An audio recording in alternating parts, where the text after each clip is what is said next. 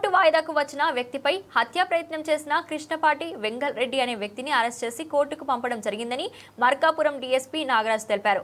ఇటీవలే మార్కాపురం ఆర్టీసీ బస్టాండ్లో జరిగిన హత్యాయత్నంలో ఘటనపై ఆయన మాట్లాడారు. మార్కాపురం ప్రజలందరికీ నమస్కారం.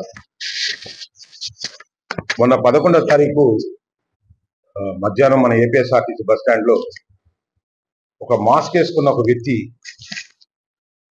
బస్సులో ఒక కోర్టుకి అటెండ్ అయిపోయిన బాపిరెడ్డి అనే అతను ఒక మర్డర్ కేసులో కోర్టుకు అటెండ్ అయ్యి వెళుతూ ఉంటే అతని కంట్లో కారం కొట్టి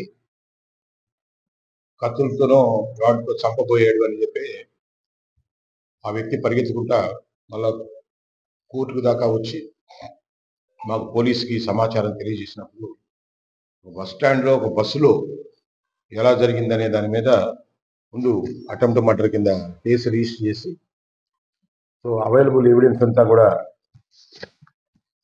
దీంట్లో కలెక్ట్ చేసి ఈ దర్యాప్తులో ఎవరైతే ఈ కేసులో అంటే ఇప్పుడు ఏదైతే ఒక మర్డర్ కేసు జరుగుతుంది ఇక్కడ ఆ కేసులో మర్డర్ కేసు జరిగే దాంట్లో ఆ ఫిర్యాదే ఇప్పుడు ఆ కేసులో వాళ్ళు ముద్దాయిలు ఆ ముద్దాయిగా అటెండ్ అయిన అతని మీద ఈ ఫిర్యాది ఈ హత్యా ప్రయత్నానికి ఓడిగొట్టడం జరిగింది.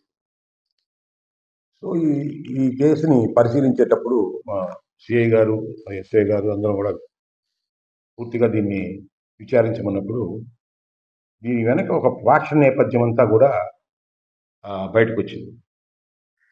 ఇది యాక్చువల్గా వీళ్ళు ముళ్ళమూరుకు సంబంధించిన ఈదర గ్రామానికి సంబంధించిన ఎప్పుడో 1996లోనే వీళ్ళు ఒకరి మీద ఒకరు బాంబులు వేసుకొని ఆ కేసులు కూడా వీళ్ళ ఒకరి మీద ఒకరు ఉన్నాయి. సబ్సిక్వెంట్గా తర్వాత వీళ్ళ మధ్య గొడవల్లో ఆ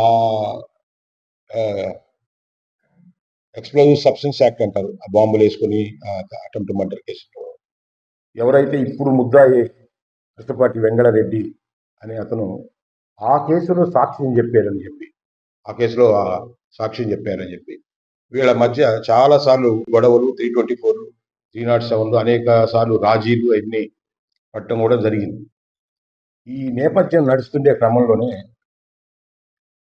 2018 సంవత్సరంలో ముళ్ళమూరు దగ్గర వీళ్ళు మళ్ళా కోర్టు నుంచి కేసు వచ్చేటప్పుడు ఈ కేసులో ముద్దాయిన వెంగల్ రెడ్డి వాళ్ళ కొడుకు కొండారెడ్డి అని వాళ్ళు మోటార్ సైకిల్ మీద వస్తుంటే వీళ్ళ మీద హత్యా ప్రయత్నం జరిగి దాదాపు ఒక 7 మంది దాడి చేసి వీళ్ళని అక్కడికక్కడే నరికేయడం జరిగింది.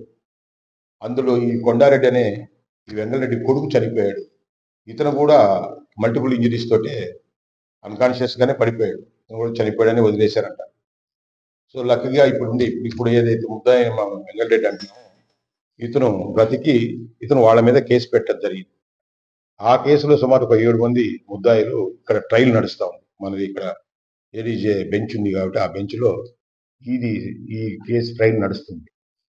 ఈ నడిచే క్రమంలో ఎవరైతే ఇప్పుడు ఉండే వెంగళరెడ్డి అనే ముద్దాయి ఆ కేసులో వాళ్ళకి శిక్ష పడేయడానికి ప్రతి ఒక్కరికి వచ్చి రిక్వెస్ట్ చేసినా కానీ ఈ సాక్ష్యాలు సరిగా రావట్లేదని, ఈ కేసు ఏమైనా కొట్టేస్తారేమో, ఇంత అన్యాయం జరిగినా కానీ నాకు ఈ కేసులో నాకు ఎవరు కూడా సాక్షులు సహకరించట్లేదని అని ఒక ఆందోళనలో ఉన్నాడు. ప్లస్ అతనికి దాదాపు ఒక 64 సంవత్సరాల వయసు కూడా వచ్చేసింది ఇప్పటికే, 63 అట్లా. కొంచెం డిప్రెషన్లో కూడా వెళ్ళిపోయి ఈ కేసులో కూడా నాకు శిక్ష పడదు, నా కొడుకు నా కళ్ళ ముందే చంపేసిన వాళ్ళు నేను ఒకళ్ళు చనిపోయినా కానీ వాళ్ళ మీద ఏమీ చేయలేని నిస్సహాయ స్థితిలో నేను మిగిలిపోవాలా అని ఒక వెంజెన్స్, ఒక కక్ష మళ్ళా పెంచుకొని ఎట్టయినా ఏదైనా వీళ్ళని ఏదో ఒకటి చంపాలని అతని మైండ్లోనే ఫిక్స్ అయిపోయి అతను రోజు పంచి కట్టుకుని అతను ప్రత్యేకంగా ఇతను గుర్తుపట్టకుండా ఉండటానికి ఆ రోజు వాయిదా పడింది. 11-12కు కూడా వాయిదా వేసారు. ఈ మధ్యలో వాళ్ళు ఏదైనా ఊరు వెళ్తారేమో అని చెప్పేసి కొత్తగా ఒక ప్యాంట్ కొని ఒక షర్ట్ కొని కొంచెం తనను గుర్తుపట్టకుండా ఉండడానికి ఒక చిన్న మాస్క్ వేసుకొని కొంచెం యంగ్ లుక్ తోటే, తన ఏజ్డ్ కదా కొంచెం యంగ్ లుక్ తయారు చేసి వీళ్ళ కోసం ఆడి వెయిట్ చేయడం జరుగుతుంది. ఆ సమయంలోనే ఈ ఫిర్యాదు ఈ బాపిరెడ్డి రావడం జరిగింది.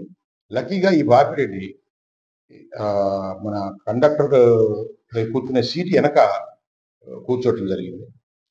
ఇతను ముద్దాయి టక్కన అతని కళ్ళ మీద కారం కొట్టేసేసి టక్కన అతన్ని హత్య చేయడానికి ట్రై చేయడం జరిగింది. ఈ రెండో సీట్లోనే ఇతను కూర్చున్నందువలన ఆ ఎగ్జిట్ అర్థం అయిపోయింది అతను.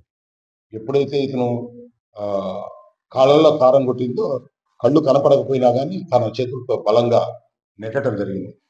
సో కొంచెం వయసు ఎక్కువ కాబట్టి టప్పని పడిపోయాడు. కాబట్టి ఇతను కండక్టర్ వెనక సీటే కాబట్టి అతను కళ్ళు కనపడకపోయినా కానీ టక్కన దాటిపోగలిగాడు. అదర్వైజ్ ఇతను ఏదైనా లోపల వైపు కూర్చొని ఉంటే మాత్రం ఇంకొంచెం మనం వేరే రకంగా ఎక్స్పెక్ట్ చేయాల్సి. సో వెంటనే ఈ కేసు సీసీటీవీ ఫుటేజ్ కానీ ఆ ట్రాక్ కానీ దాని బ్యాక్గ్రౌండ్ కానీ ఇవన్నీ కూడా మనం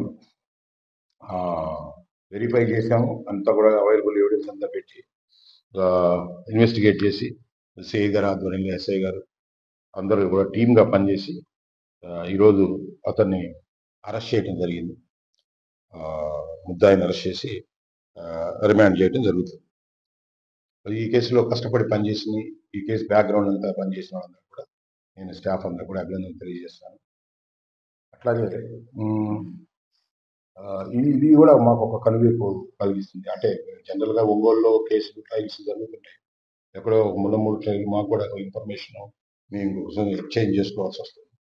అది మంది కూడా ఇక్కడ ట్రయల్స్ జరిగేటప్పుడు ఇక్కడ ఆ సెన్సిటివిటీ ఎట్లా ఉందనే దాని మీద కూడా మేము కొంచెం పరిగణలోకి తీసుకొని ముందు కొంచెం జాగ్రత్తలు తీసుకుంటామని తెలియజేస్తాం.